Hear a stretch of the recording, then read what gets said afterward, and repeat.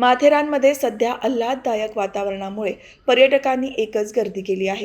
येथील आबालवृद्धांचे आकर्षण असलेल्या मिनी ट्रेनमधून प्रवास करण्यासाठी मोठ्या प्रमाणात पसंती दिली जात असून अपुऱ्या फेऱ्या आणि बोगींची मर्यादित संख्येमुळे अनेक पर्यटकांना मिनी ट्रेन सफरीला मुकावे लागत आहे. माथेरानच्या पर्यटनामध्ये मिनी ट्रेन हा महत्त्वाचा घटक आहे. 1907 साली सर आदमजी पीरभॉय यांनी स्वखर्चाने ही सेवा सुरू केली होती. ही आजही चालू आहे. देश-विदेशातून अनेक पर्यटक माथेरानला भेट देत असतात. ते मिनी ट्रेनमधून प्रवास करण्यास उत्सुक असतात. अनेक छोटी-मोठी नागमोडी वळणे पार करून 21 किलोमीटरचा प्रवास करत ही गाडी माथेरान स्थानकात पोहोचते. सध्या नेरळ ते माथेरान या मार्गावर नेरळहून 2 तर माथेरानवरून 2 अशा 4 फेऱ्या दैनंदिन सुरू आहेत. तर माथेरान ते अमन लॉज स्थानकादरम्यान शटल सेवेच्या नियमित 16 फेऱ्या सुरू असतात.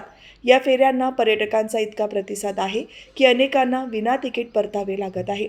माथेरानच्या राणीला पर्यटकांकडून उदंड प्रेम मिळत आहे. परंतु या मिनी ट्रेन सेवेच्या मर्यादित फेऱ्या पाहता पर्यटकांना या सफरीपासून वंचित राहावे लागत आहे.